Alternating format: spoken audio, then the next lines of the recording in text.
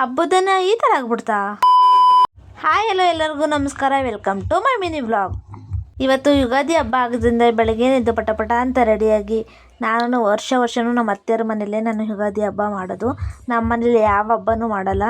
ಹಾಗಾಗಿ ಅಲ್ಲಿ ಅಡುಗೆ ಮಾಡೋಣ ಅಂದ್ಬಿಟ್ಟು ನಮ್ಮ ಅತ್ತೆ ಮನೆ ಹತ್ರ ಹೋದ್ವಿ. ಅಲ್ಲಿಗೆ ಹೋಗಿ ಅಡುಗೆ ಲೇಟಾಗುತ್ತೆ ಅಂದ್ಬಿಟ್ಟು ಫಸ್ಟ್ ಎಲ್ಲರಿಗೂ ಟಿಫನ್ ಮಾಡಿದೆ. ನಾನು ಅಲ್ಲಿ ಕೆಲಸ ಮಾಡ್ತಿದ್ರೆ ಇಲ್ಲಿ ನಮ್ಮ ಮನೆಯವರು ಮಾವಿನ ತೋರಣ ಕಟ್ತಾಯಿದ್ರು. ತೋರಣ ಎಲ್ಲ ಕಟ್ಟಾದ್ಮೇಲೆ ಯುಗಾದಿ ಸ್ಪೆಷಲ್ಲೇ ಅದಲ್ಲ, ಎಣ್ಣೆ ಎಲ್ಲ ಹಚ್ಕೊಂಡು ಓಡಾಡೋದು. ಹಾಗಾಗಿ ನಾನು ನಮ್ಮ ಮನೆಯವ್ರಿಗೆ ಎಣ್ಣೆ ಹಚ್ಚುತ್ತಿದ್ದೆ. ಎಣ್ಣೆ ಎಲ್ಲ ಹಚ್ಚಾದ್ಮೇಲೆ ನಾನು ಹಬ್ಬದ ಊಟ ರೆಡಿ ಮಾಡ್ತಾ ಇದ್ದೆ. ನಮ್ಮ ಅತ್ತೆ ಬೇರೆ ಕೆಲಸ ಎಲ್ಲ ಮಾಡ್ತಾಯಿದ್ರು. ನಾನು ಯಾವಾಗಲೂ ಹಬ್ಬದಲ್ಲಿ ನಾನೇ ಅಡುಗೆ ಮಾಡೋದು. ನಾನು ಅಡುಗೆ ಮಾಡ್ಬೇಕಾದ್ರೆ ನಮ್ಮ ಮನೆಯವ್ರು ರೆಡಿಯಾಗಿ ಬಂದು ಕಾಮಿಡಿ ಎಲ್ಲ ಮಾಡ್ತಾಯಿದ್ರು. ಸ್ಪೆಕ್ಸ್ ಹಿಂಡಿ ಹಾಕೊಳ್ಳೋದು, ನೋಡಿ ನಾನು ನ್ಯೂ ಸ್ಟೈಲ್ ಅನ್ನೋದು, ಕಾಮಿಡಿ ಮಾಡಿಕೊಂಡು ಬಟ್ಟೆ ಕೊಡಿಸ್ತೀನಿ ಅಂತ ಹಿಂಸೆ ಮಾಡ್ತಾಯಿದ್ರು. ನೋಡಿ ಬಟ್ಟೆ ಕೊಡಿಸ್ತೀನಿ ಅಂತ ಹಿಂಸೆ ಮಾಡ್ಬೇಕಾದ್ರೆ ಏನೋ ಒಂದೆರಡು ಡೈಲಾಗ್ ಹೇಳಿದ್ದಾರೆ, ಕೇಳಿಸ್ಕೊಡಿ. ಬಾರವ ಬಟ್ಟೆ ಕೊಡಿಸ್ತೀನಿ, ತಲೆ ತಿನ್ಬಿಡ್ತಾನೆ, ನಂಗೆ ಎದ್ದಾಡಬೇಕು ಬೇಗ ಬೇಗದ. ನಂಗೆ ಆಗ ಸಾಕಂತ ನೋಡಿ, ನಿನಗೆ ಅದೃಷ್ಟ ಕಣ ಸಿಕ್ಕಿರೋದು ದೇವಸತ್ತೆಗಳು. ನೀವು ಅಪ್ಪ ಬೇರೆನೇ ಯಾವನ್ನ ಕಟ್ಬೇಕಾಯ್ತು ನೋಡು. ಹೆಂಗಿದ್ದೀನಿ, ಅದೇ ಓದಿಸಿದ್ರೆ ಪೊಲೀಸ್ ಗೀಲೀಸ್ ಆಗ್ತಿದ್ದೆ. ಮನೆ ಓದ್ತಿದ್ದೆ, ಬಟ್ ಅಷ್ಟು ಮದುವೆ ಅದೇ ಪೊಲೀಸ್ ಆಗಿದೆ. ನೀವು ಕೇಳಬೇಕಾಯ್ತು, ನನಗೆ ವರದಕ್ಷಿಣೆ ಕೊಟ್ಟು ಮದುವೆ ಬೇಕಾಯ್ತು ನಿನ್ನನ್ನು. ಹೆಂಗಿದ್ದೀನಿ, ರಾಜ ರಾಜ ನರಸಿಂಹ. ಭಾರಿ ಪಸಂದಾಗಿದೆ ಹೇಳು.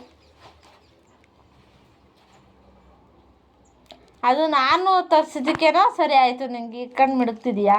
ಬಾರ ಎದ್ದಿ ಬಾರ ಬೇಗ ಪಟ್ಟಂತ. ಬೇಡ ನಂಗೆ ಮಂಗಳ ಬಾ ಬೇಗ ರೋಸ್ಬೇಡ, ಬಾ ಬೇಗ ಪಟ್ಟಂತ ಬಂದು ವಿಡಿಯೋ ಮಾಡ್ಬೇಕು ಒಂದು 2 ಬೇಗ. ನಾನು ಬಾ ಬೇಗ ಬಾ ಬಾ ಬಾ.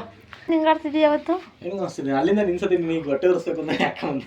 ನಾನೇ ಕೊಟ್ಟೆವ್ರಿ, ನೀನು ಚೆನ್ನಾಗಿರೋದು ನೋಡಿ. ನೀನು ಬೇರೆ, ನೀನು ನಿಮ್ಮೂರವ್ರು ಇಲ್ಲ ಅಂತೀಯಲ್ಲ, ಆ ಥರ ತಗೊಂಡಿ ನೀನು. ನನ್ನ ಮೈಂಡೇ ಬೇಕು. ಅಲ್ಲ, ಅದು ಬೆಳಗಿನ ಜಾವ ಎದ್ದು ನಾನು 6 ಗಂಟೆಗೆ ಬೆಳಗ್ಗೆ ಎದ್ದಡ್ಗೆ ಫೋನ್ ಮಾಡಿದ್ದು ನಾನು. ಹಾಕ್ರಿ ಅಂತ ಬೇಗಪ್ಪ ಇದು ಕಳಿಸಿರ ಅಂತ. ಜಿಂಗಕ್ಕ ಜಿಂಗ ಸೇಮ್ ಮಂಗ.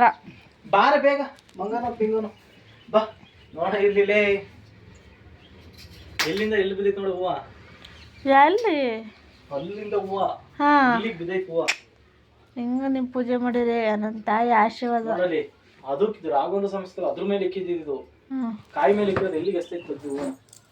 ಕಾಯಿ ಮೇಲೆ ಇಕ್ಕಿದ್ದು ನಾನು ಹೂವನ. ಕಾಯಿ ಮೇಲೆ ಇಕ್ಕಿರೋ ಹೂವು ಇಲ್ಲಿಗೆ ತೆಗ್ದು ಎಸ್ತೈತೆ, ಇಲ್ಲಿರೋ ಹೂವು ಇಲ್ಲಿಗೆ ಬಿದ್ದೈತೆ. ಇನ್ನು ರಾಘವೇಂದ್ರ ಸ್ವಾಮಿಗಳೆಲ್ಲ ಸಂಜೆ ಬರ್ತಾರೆ ಹೇಳಿದ್ದೀನಿ. ತೆಗಿ ಬಾ. ನಾನು ಎಲ್ಗೂ ಬರಲ್ಲ, ಹಬ್ಬನೇ ಮುಗ್ದೋಯ್ತು ನಮ್ದು.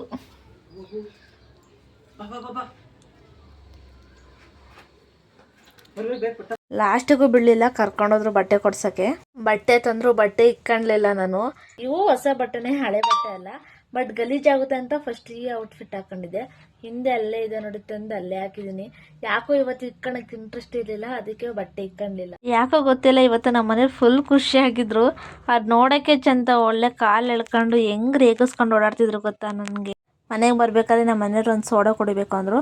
ಅದಕ್ಕೊಂದು ಸೋಡಾ ಕುಡ್ಕೊಂಡು ಮನೆಗೆ ಬಂದ್ವಿ. ಮನೆಗೆ ಬಂದಾದ್ಮೇಲೆ ನಮ್ಮ ಮನೆಯವರು ಬೆಳಗ್ಗೆ ದೇವಸ್ಥಾನಕ್ಕೆ ಹೋಗಿಲ್ಲ ಅಂದ್ಬಿಟ್ಟು ಇವಾಗ ಹೋದ್ರು. ನಾನು ಯಾಕೆ ಹೋಗ್ಲಿಲ್ಲ ಅಂದರೆ ನಾನು ಒಂದು ಸ್ವಲ್ಪ ಕೆಲಸ ಇತ್ತು.